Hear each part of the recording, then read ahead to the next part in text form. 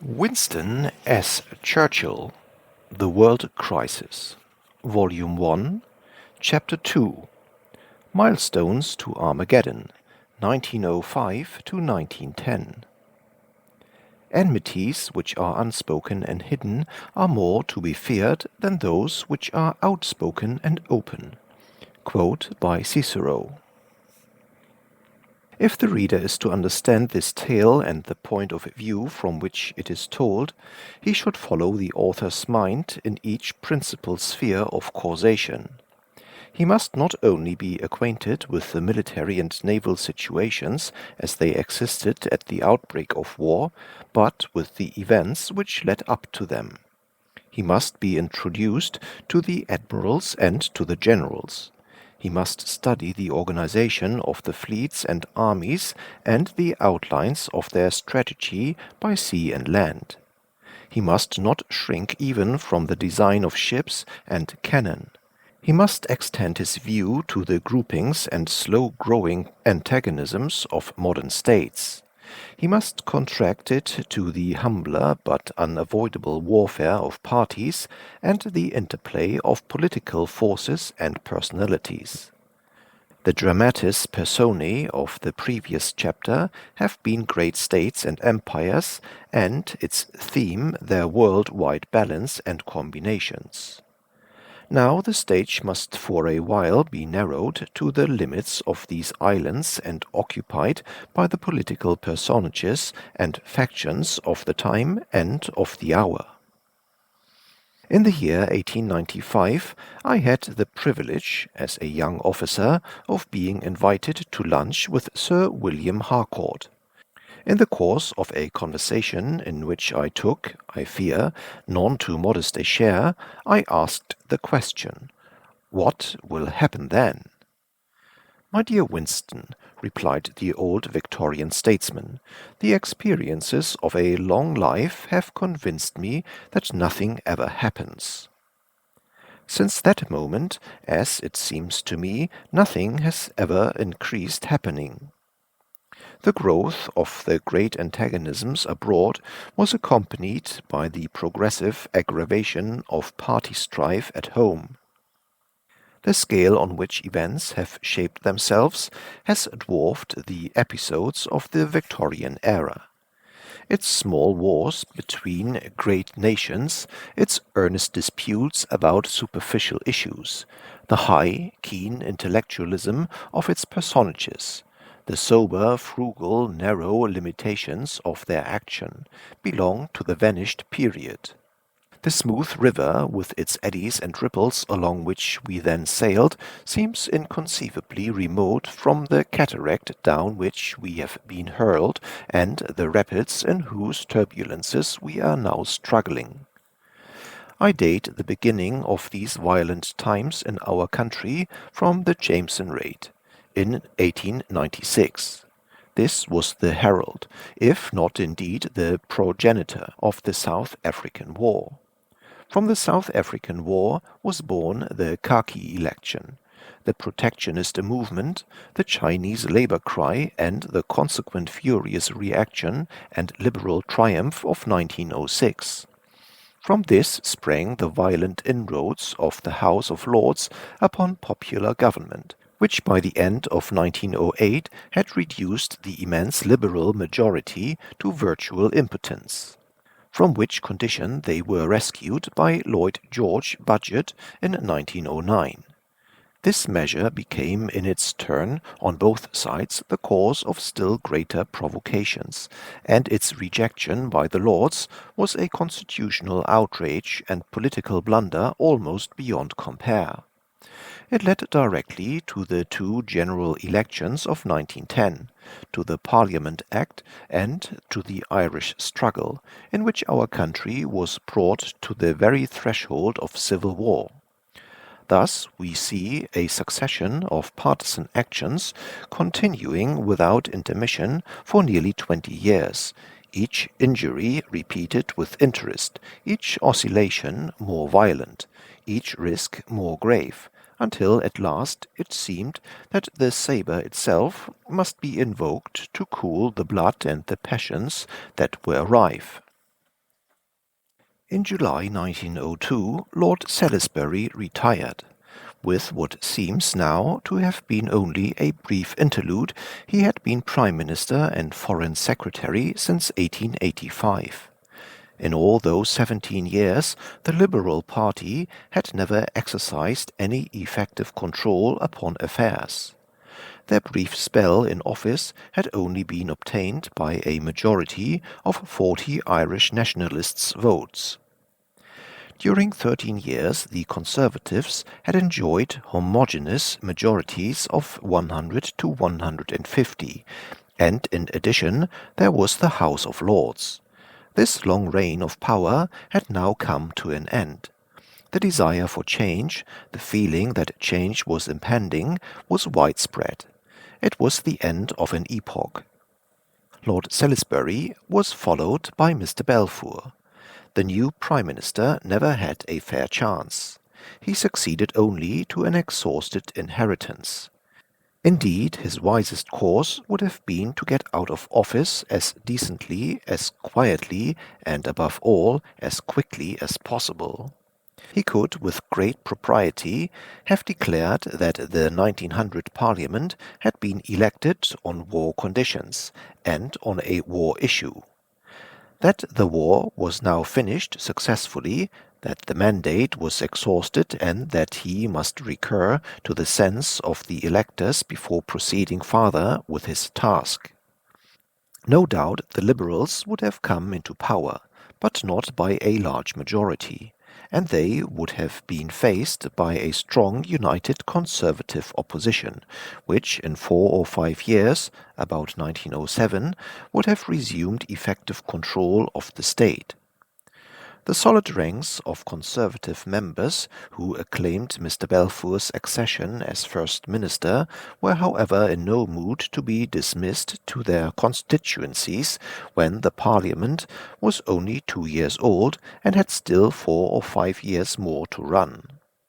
Mr. Balfour, therefore, addressed himself to the duties of government with a serene indifference to the vast alienation of public opinion and consolidation of hostile forces which were proceeding all around him. Mr. Chamberlain, his almost all-powerful lieutenant, was under no illusions. He felt, with an acute political sensitiveness, the ever-growing strength of the tide setting against the ruling combination. But instead of pursuing courses of moderation and prudence, he was impelled by the ardor of his nature to a desperate remedy. The government was reproached with being reactionary. The moderate Conservatives and the younger Conservatives were all urging liberal and conciliatory processes. The opposition was advancing hopefully towards power, heralded by a storm of angry outcry. He would show them, and show doubting or wary friends as well, how it was possible to quell indignation by violence, and from the very heart of reaction to draw the means of popular victory. He unfurled the flag of protection. Time, adversity, and the recent Education Act had united the Liberals. Protection or tariff reform, as it was called, split the Conservatives. Ultimately, 6 ministers resigned and 50 Conservative or Unionist members definitely withdrew their support from the government. Among them were a number of those younger men from whom a party should derive new force and driving power, and who are specially necessary to it during a period of opposition. The action of the Free Trade Unionists was endorsed indirectly by Lord Salisbury himself from his retirement, and was actively sustained by such pillars of Unionist party as Sir Michael Hicks Beach and the Duke of Devonshire. No such formidable loss had been sustained by the Conservative party since the expulsion of the Peelites. But if Mr. Balfour had not felt inclined to begin his reign by an act of abdiction, he was still less disposed to have power wrested from his grasp. Moreover, he regarded a party split as the worst of domestic catastrophes, and responsibility for it as the unforgivable sin. He therefore labored with amazing patience and coolness to preserve a semblance of unity, to calm the tempest, and to hold on as long as possible in the hopes of its subsiding. With the highest subtlety and ingenuity, he devised a succession of formulas designed to enable people who differed profoundly to persuade themselves they were in agreement. When it came to the resignation of ministers, he was careful to shed free trade and protectionist blood as far as possible in equal quantities. Like Henry VIII, he decapitated papists and burned hot gospellers on the same day for their respective divergencies in opposite directions from his central personal and artificial compromise. In this unpleasant situation Mr. Balfour maintained himself for 2 whole years. Vain the clamour for a general election, vain the taunts of clinging to office, vain the solicitations of friends and the attempts of foes to force a crucial issue. The Prime Minister remained immovable, inexhaustible, imperturbable, and he remained Prime Minister. His clear, just mind, detached from small things, stood indifferent to the clamour about him. He pursued, as has been related, through the critical period of the Russo-Japanese War, a policy in support of Japan of the utmost firmness. He resisted all temptations, on the other hand, to make the sinking of our trawlers on the Dogger Bank by the Russian fleet an occasion of war with Russia. He formed the Committee of Imperial Defense, the instrument of our preparedness. He carried through the great agreement with France of 1904, the momentous significance of which the last chapter has explained. But in 1905 political Britain cared for none of these things. The credit of the government fell steadily. The process of degeneration in the Conservative Party was continuous. The storm of opposition grew unceasingly, and so did the unification of all the forces opposed to the dying regime. Late in November 1905, Mr. Balfour tendered his resignation as Prime Minister to the King. The government of Sir Henry Campbell Bannerman was formed, and proceeded in January to appeal to the constituencies. This government represented both the wings into which the Liberal party had been divided by the Boer War. The Liberal imperialists, so distinguished by their talents, filled some of the greatest offices. Mr. Asquith went to the Exchequer, Sir Edward Grey to the Foreign Office. Mr. Haldane became Secretary of State for War. On the other hand, the Prime Minister, who himself represented the mainstream of liberal opinion, appointed Sir Robert Reid, Lord Chancellor, and Mr. John Morley, Secretary of State for India. Both these statesmen, while not opposing actual war measures in South Africa, had unceasingly condemned the war, and in Mr. Lloyd George and Mr. John Burns, both of whom entered the cabinet, were found democratic politicians who had gone even farther. The dignity of the administration was enhanced by the venerable figures of Lord Ripon, Sir Henry Fowler, and the newly returned Viceroy of India, Lord Elgin. The result of the polls in January 1906 was a Conservative landslide. Never since the election following the Great Reform Bill had anything comparable occurred in British parliamentary history. In Manchester, for instance, which was one of the principal battlegrounds, Mr. Balfour and 8 Conservative colleagues were dismissed and replaced by 9 Liberals or Labour men. The Conservatives, after nearly 20 years of power, crept back to the House of Commons barely 150 strong. The Liberals had gained a majority of more than 100 over all the parties combined. Both great parties harbored deep grievances against the other, and against the wrong of the khaki election and its misuse was set the counterclaim of an unfair Chinese labor cry. Sir Henry Campbell Bannerman was still receiving the resounding acclamations of liberals, peace lovers, anti-jingoes, and anti-militarists in every part of the country when he was summoned by Sir Edward Grey to attend to business of a very different character. The Algeciras Conference was in its throes. When the Anglo-French agreement on Egypt and Morocco had first been made known, the German government accepted the situation without protest or complaint. The German Chancellor, Prince Bülow, had even declared in 1904 that there was nothing in the agreement to which Germany could take exception. What appears to be before us is the attempt, by the method of friendly understanding, to eliminate a number of points of difference which exists between England and France.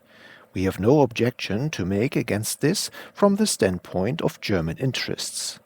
A serious agitation, most embarrassing to the German government, was, however, set on foot by the pan-German and colonial parties. Under this pressure the attitude of the government changed, and a year later Germany openly challenged the agreement and looked about for an opportunity to assert her claims in Morocco. This opportunity was not long delayed. Early in 1905 a French mission arrived in Fez.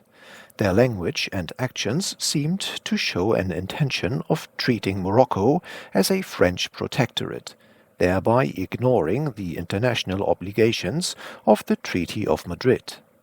The Sultan of Morocco appealed to Germany, asking if France was authorized to speak in the name of Europe. Germany was now enabled to advance as the champion of an international agreement, which she suggested France was violating. Behind this lay the clear intention to show France that she could not afford, in consequence of her agreement with Britain, to offend Germany. The action taken was of the most drastic character. The German Emperor was persuaded to go to Tangier, and there, against his better judgment, on March 31, 1905, he delivered, in very uncompromising language chosen by his ministers, an open challenge to France. To this speech the widest circulation was given by the German Foreign Office.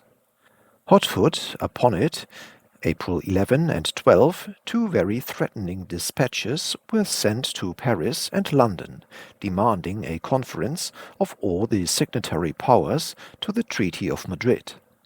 Every means was used by Germany to make France understand that if she refused the conference there would be war, and to make assurance doubly sure, a special envoy was sent from Berlin to Paris for that express purpose. France was quite unprepared for war. The army was in a bad state. Russia was incapacitated. Moreover, France had not a good case. The French Foreign Minister, M. de Cassé, was, however, unwilling to give way. The German attitude became still more threatening, and on June 6 the French cabinet of M. Rouvier unanimously, almost at the cannon's mouth, accepted the principle of a conference, and M. de Cassé at once resigned. So far Germany had been successful. Under a direct threat of war, she had compelled France to bow to her will, and to sacrifice the minister who had negotiated the agreement with Great Britain. The Rouvier cabinet sought earnestly for some friendly solutions which, while sparing France the humiliation of a conference dictated in such circumstances, would secure substantial concessions to Germany. The German government were, however, determined to exploit their victory to the full, and not to make the situation easier for France either before or during the conference. The conference accordingly assembled at Algeciras in January 1906. Great Britain now appeared on the scene, apparently quite unchanged and unperturbed by her domestic convulsions. She had in no way encouraged France to refuse the conference, but if a war was to be fastened on France by Germany as the direct result of an agreement made recently in the full light of day between France and Great Britain, it was held that Great Britain could not remain indifferent. Sir Henry Campbell Bannerman therefore authorized Sir Edward Grey to support France strongly at Algeciras. He also authorized, almost as the first act of what was to be an era of peace, retrenchment and reform, the beginning of military conversations between the British and French general staffs with a view to concerted action in the event of war. This was a step of profound significance and of far-reaching reactions. Henceforward the relations of the two staffs became increasingly intimate and confidential. The minds of our military men were definitely turned into a particular channel. Mutual trust grew continually in one set of military relationships, mutual precautions in the other. However explicitly the two governments might agree and affirm to each other that no national or political engagement was involved in these technical discussions, the fact remained that they constituted an exceedingly potent tie. The attitude of Great Britain at Algeciras turned the scale against Germany. Russia, Spain and other signatory powers associated themselves with France and England. Austria revealed to Germany the limits beyond which she would not go. Thus Germany found herself isolated, and what she had gained by her threats of war evaporated at the Council Board. In the end, a compromise suggested by Austria enabled Germany to withdraw without open loss of dignity. From these events, however, serious consequences flowed. Both the two systems into which Europe was divided were crystallized and consolidated. Germany felt the need of binding Austria more closely to her. Her open attempt to terrorize France had produced a deep impression upon French public opinions. An immediate and thorough reform of the French army was carried out, and the entente with England was strengthened and confirmed.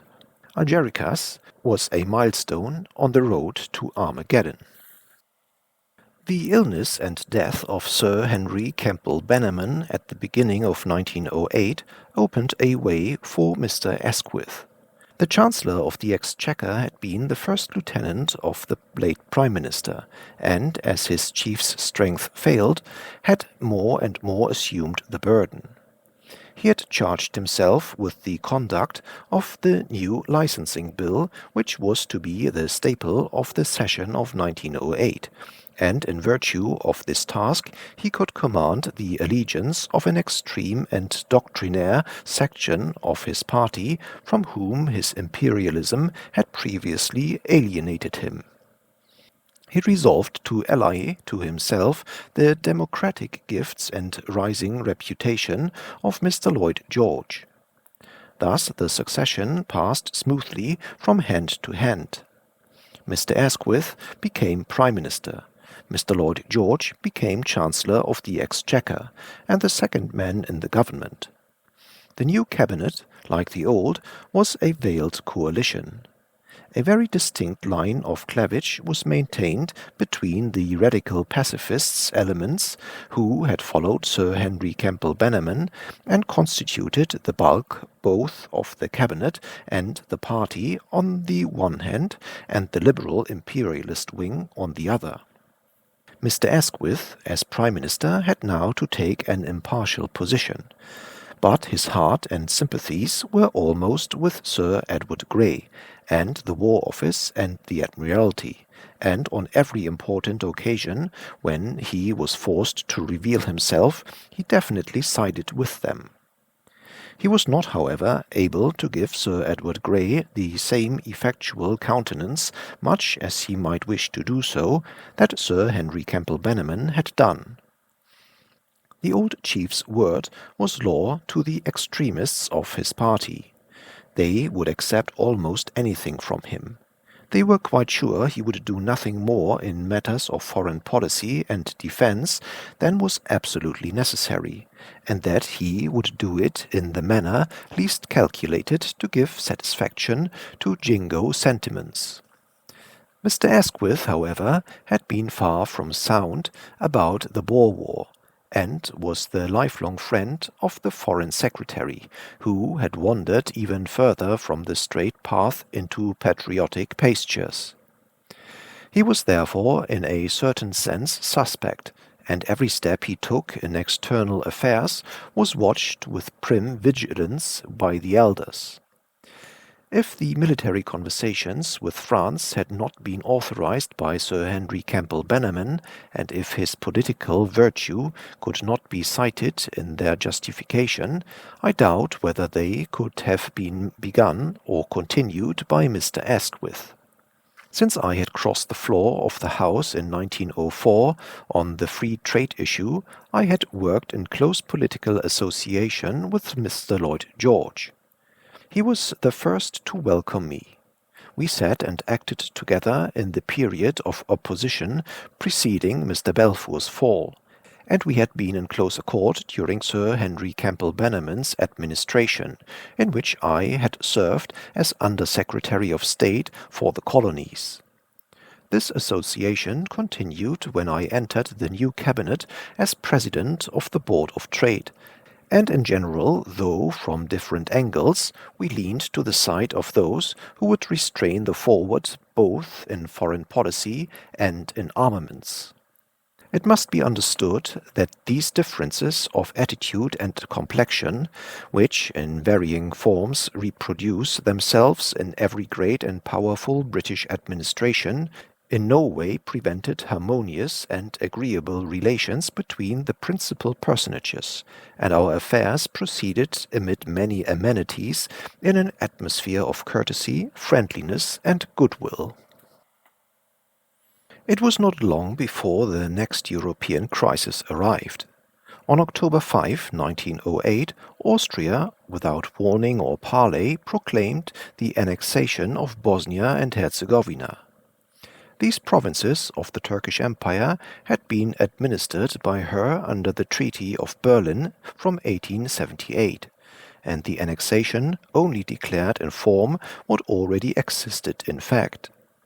The Young Turk Revolution, which had occurred in the summer, seemed to Austria likely to lead to a reassertion of Turkish sovereignty over Bosnia and Herzegovina, and this she was concerned to forestall. A reasonable and patient diplomacy would probably have secured for Austria the easements which she needed. Indeed, negotiations with Russia, the great power most interested, had made favorable progress. But suddenly and abruptly Count Ehrenthal, the Austrian foreign minister, interrupted the discussions by the announcement of the annexation before the arrangements of a suitable concession to Russia had been concluded. By this essentially violent act, a public affront was put upon Russia, and a personal slight upon the Russian negotiator, Monsieur Izvolsky. A storm of anger and protest arose on all sides. England, basing herself on the words of the London Conference in 1871, that it is an essential principle of the law of nations that no power can free itself from the engagements of a treaty nor modify its stipulations except by consent of the contracting parties, refused to recognize either the annexation of Bosnia and Herzegovina or the declaration of Bulgarian independence, which had synchronized with it. Turkey protested loudly against a lawless act. An effective boycott of Austrian merchandise was organized by the Turkish government. The Serbians mobilized their army, but it was the effect on Russia which was most serious. The bitter animosity excited against Austria throughout Russia became a penultimate cause of the Great War. In this national quarrel, the personal differences of Ehrenthal and Izvolsky played also their part. Great Britain and Russia now demanded a conference, declining meanwhile to countenance what had been done. Austria, supported by Germany, refused. The danger of some violent action on the part of Serbia became acute. Sir Edward Grey, after making it clear that Great Britain would not be drawn into a war on a Balkan quarrel, labored to restrain Serbia, to pacify Turkey, and to give full diplomatic support to Russia. The controversy dragged on till April 1909, when it was ended in the following remarkable manner. The Austrians had determined, unless Serbia recognized the annexation of Bosnia and Herzegovina, to send an ultimatum and to declare war upon her.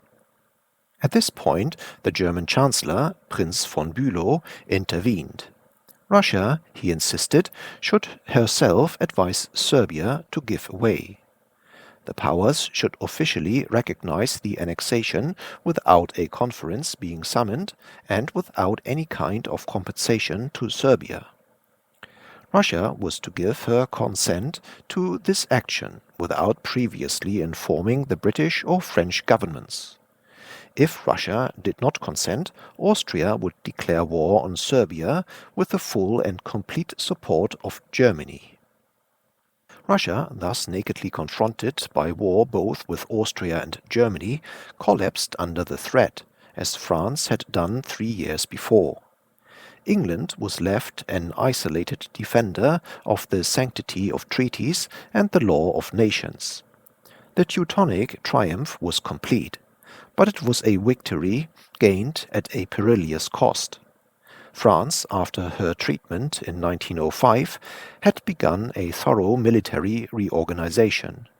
Now Russia, in 1910, made an enormous increase in her already vast army, and both Russia and France, smarting under similar experiences, closed their ranks, cemented their alliance, and set to work to construct with Russian labor and French money the new strategic railway system of which Russia's western frontier stood in need. It was next the turn of Great Britain to feel the pressure of the German power. In the spring of 1909, the First Lord of the Admiralty, Mr. McKenna, suddenly demanded the construction of no less than 6 dreadnought battleships. He based this claim on the rapid growth of the German fleet and its expansion and acceleration under the new naval law of 1908, which was causing the Admiralty the greatest anxiety. I was still a skeptic about the danger of the European situation, and not convinced by the Admiralty case. In conjunction with the Chancellor of the Exchequer, I proceeded at once to canvass this scheme and to examine the reason by which it was supported. The conclusions which we both reached were that a program of 4 ships would sufficiently meet our needs. In this process I was led to analyze minutely the character and composition of the British and German navies, actual and prospective. I could not agree with the Admiralty contention that a dangerous situation would be reached in the year 1912. I found the Admiralty figures on this subject were exaggerated. I did not believe that the Germans were building dreadnoughts secretly in excess of their published fleet laws. I held that our margin in pre-dreadnought ships would, added to the new program of 4 dreadnoughts, assure us an adequate superiority in 1912, the danger year as it was then called. In any case, as the Admiralty only claimed to lay down the 5th and 6th ships in the last month of the financial year, that is March 1910, these could not affect the calculations. The Chancellor of the Exchequer and I therefore proposed that 4 ships should be sanctioned for 1909. and that the additional two should be considered in relation to the program of 1910. Looking back on the voluminous papers on this controversy in the light of what actually happened, there can be no doubt whatever that, so far as facts and figures were concerned, we were strictly right. The gloomy Admiralty anticipations were in no respect fulfilled in the year 1912. The British margin was found to be ample in that year. There were no secret German dreadnoughts, nor had Admiral von Tirpitz made any untrue statement in respect of major construction. The dispute in the cabinet gave rise to a fierce agitation outside. The process of the controversy led to a sharp rise of temperature. The actual points in dispute never came to an issue. Genuine alarm was excited throughout the country by what was for the first time widely recognized as a German menace. In the end, a curious and characteristic solution was reached. The Admiralty had demanded 6 ships. The economists offered 4, and we finally compromised on 8. However, 5 out of the 8 were not ready before the danger year of 1912 had passed peacefully away. But although the Chancellor of the Exchequer and I were right in the narrow sense, we were absolutely wrong in relation to the deep tides of destiny. The greatest credit is due to the First Lord of the Admiralty, Mr. McKenna, for the resolute and courageous manner in which he fought his case and withstood his party on this occasion. Little did I think, as this dispute proceeded, that when the next cabinet crisis about the navy arose, our roles would be reversed. And little did he think that the ships for which he contended so stoutly would eventually, when they arrived, be welcomed with open arms by me. Whatever differences might be entertained about the exact number of ships required in a particular year, the British nation in general became conscious of the undoubted fact that Germany proposed to reinforce her unequally army by a navy which, in 1920, would be far stronger than anything up to the present possessed by Great Britain.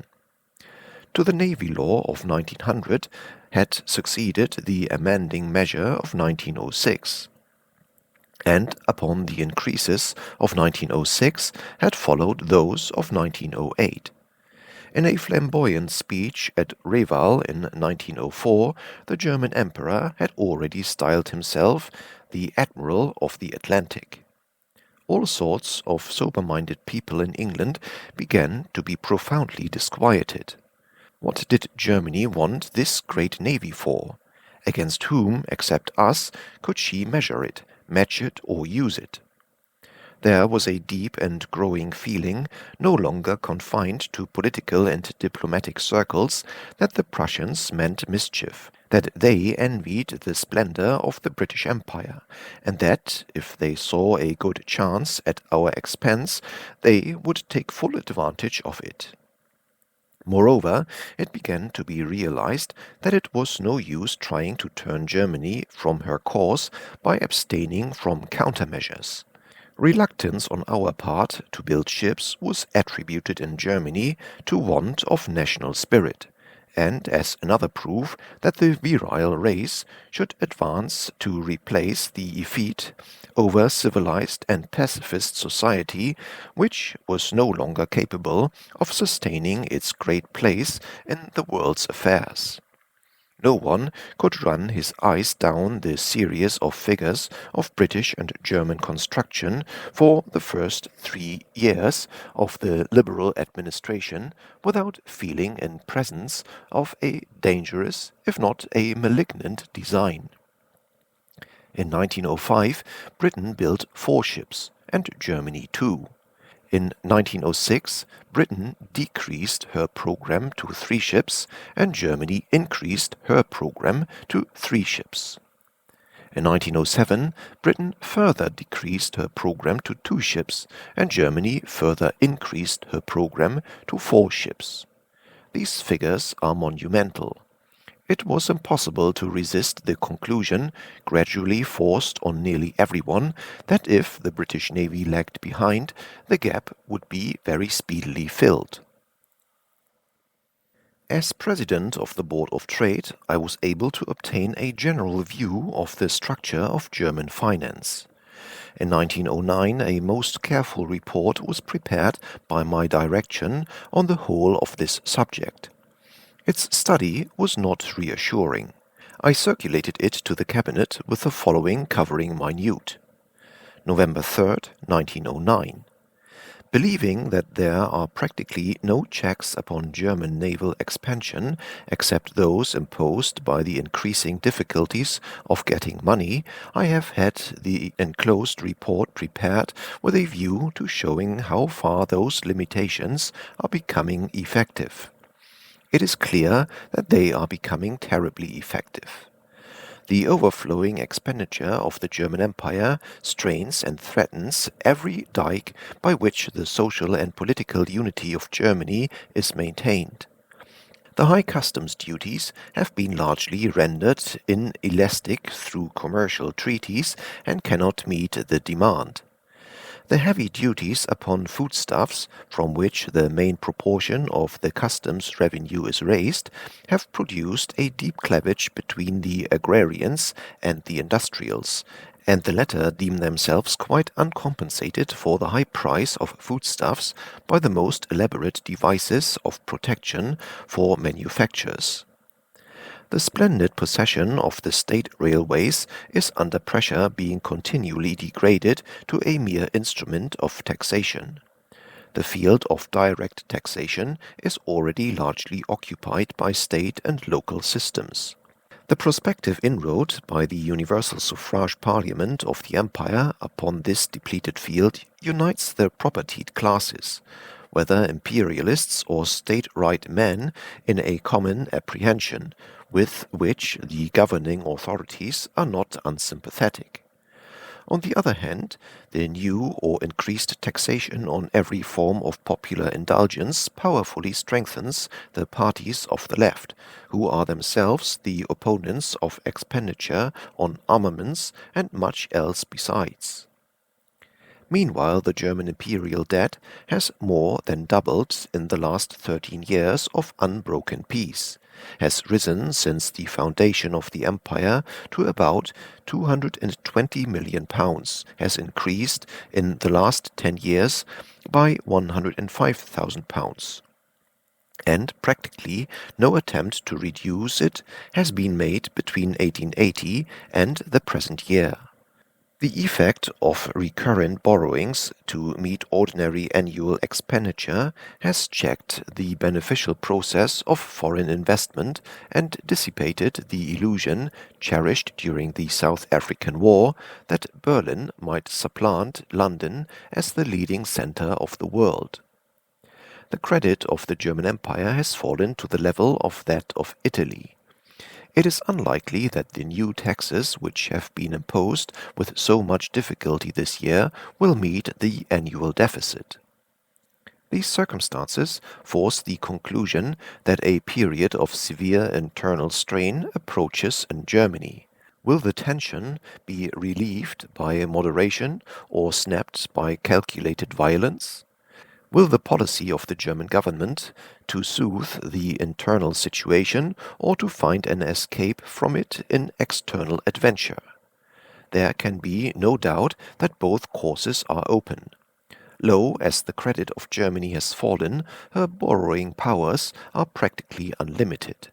But one of the two courses must be taken soon, and from that point of view it is of the greatest importance to gauge the spirit of the new administration from the outset. If it be pacific, it must soon become markedly pacific, and conversely.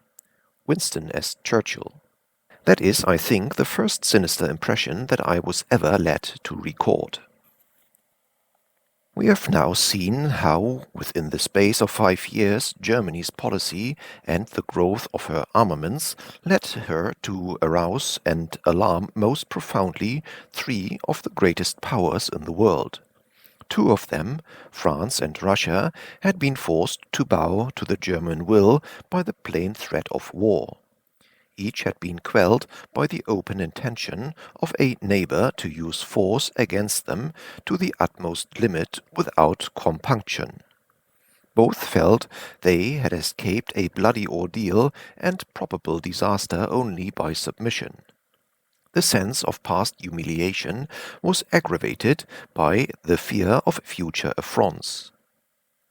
The third power, unorganized for war, but inaccessible and not to be neglected in the world's affairs, Britain, had also been made to feel that hands were being laid upon the very foundation of her existence. Swiftly, surely, methodically, a German navy was coming into being at our doors, which must expose us to dangers only to be warded off by strenuous exertions, and by a vigilance almost as tense as that of actual war. As France and Russia increased their armies, so Britain, under the same pressure, increased her fleet. Henceforward the three disquieted nations will act more closely together and will not be taken by their adversary one by one. Henceforward the military arrangements will be gradually concerted. Henceforward they will consciously be facing common danger. Ah, foolish, diligent Germans, working so hard, thinking so deeply, marching and countermarching on the parade grounds of the fatherland, poring over long calculations, fuming in new-found prosperity, discontented amid the splendor of mundane success. How many bulwarks to your peace and glory did you not, with your own hands, successively tear down? In the year 1909, writes von Bethmann-Hollweg, then the successor of Prince von Bülow, the situation was based on the fact that England had firmly taken its stand on the side of France and Russia in pursuit of its traditional policy of opposing whatever continental power for the time being was the strongest, and that Germany held fast to its naval program, had given a definite direction to its eastern policy, and had moreover to guard against a French antagonism that had in no wise been mitigated by its policy in later years. And if Germany saw a formidable aggravation of all the aggressive tendencies of Franco-Russian policy in England's pronounced friendship with this dual alliance, England, on its side, had grown to see a menace in the strengthening of the German fleet and a violation of its ancient rights in our eastern policy. Words had already passed on both sides. The atmosphere was chilly and clouded with distrust. Such, in his own words, was the inheritance of the new German Chancellor. He was now to make his own contribution to the anxieties of the world.